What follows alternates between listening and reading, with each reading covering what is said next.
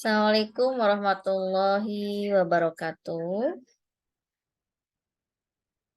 Untuk soal ujian tengah semester atau UTS, anak berkebutuhan khusus, ya, ada terdiri dari 5 soal esai. Jadi, teman-teman silahkan menjawab semua pertanyaan dari 7 esai. Yang pertama, tekniknya silahkan diketik menggunakan Microsoft Word, di-print lalu dikumpulkan pada perwakilan kelas. Kelas A silahkan dikumpulkan kepada Fajar, kelas B silahkan dikumpulkan kepada Kadafi, dan kelas C silahkan dikumpulkan kepada Suhendar. Nah, untuk yang kedua, silahkan dijawab satu pertanyaan yang teman-teman itu paling pahami mengenai jawaban dari soal yang Ibu sampaikan. Silahkan komentar di kolom chat, tuliskan nama, NIM, jawaban. Pilih salah satu saja ya dari 7 soal. Oke. Soal nomor 1, jadi silahkan teman-teman jawab seluruh pertanyaan nomor 1 sampai nomor 7 dengan memberikan analisis berdasarkan pendapat dan kerangka teori yang Anda pahami serta dari menurut para ahli yang teman-teman kutip. Misalnya, teman-teman mengutip menurut para ahli, jadi teman-teman harus menyertakan itu menurut teori siapa. Jangan sampai teman-teman menjawab tapi tidak menyertakan menurut atau gagasan siapa itu. Ya. Nomor 1, hakikat anak berkebutuhan khusus. Sebutkan dan jelaskan apa yang Anda ketahui tentang hakikat anak berkebutuhan khusus. Jadi silakan teman-teman sebutkan dan jelaskan atau sebutkan serta jelaskan apa yang Anda ketahui tentang hakikat anak berkebutuhan khusus, dan ini juga telah disampaikan oleh perwakilan kelompok mengenai anak kebutuhan khusus itu seperti apa, hakikatnya bagaimana, ya. Soal nomor 2. Hakikat pendidikan anak berkebutuhan khusus. Jelaskan bagaimana menurut Anda. Jadi silahkan teman-teman jelaskan menurut pandangan, analisis, dan kerangka teori berdasarkan pendapat teman-teman yang teman-teman pahami mengenai bagaimana sih pendidikan untuk anak berkebutuhan khusus. Apa sama dengan anak yang tidak memiliki keterbatasan?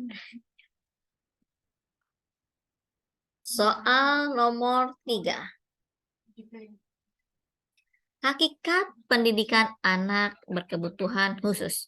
Sebutkan apa saja permasalahan pendidikan anak berkebutuhan khusus. Jadi, silakan teman-teman menyebutkan apa saja permasalahan yang ada dalam pendidikan anak berkebutuhan khusus.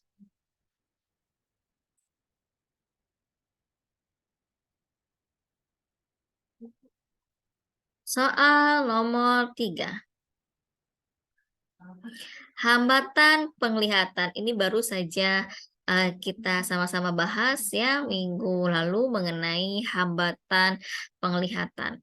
Nah, dampak yang muncul dari hambatan penglihatan silahkan dijelaskan oleh teman-teman berdasarkan pemahaman analisis yang teman-teman ketahui mengenai hambatan dari penglihatan.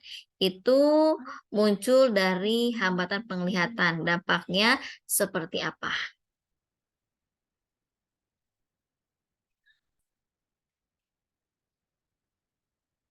Soal nomor 4, hambatan penglihatan. Nah, bagaimana cara mengatasi anak berkebutuhan khusus dan apa saja metode pembelajaran yang cocok untuk anak berkebutuhan khusus? Ini juga sudah kita bahas ya. Bagaimana cara mengatasi anak berkebutuhan khusus dan apa saja metode yang cocok untuk digunakan kepada anak yang memiliki kebutuhan khusus.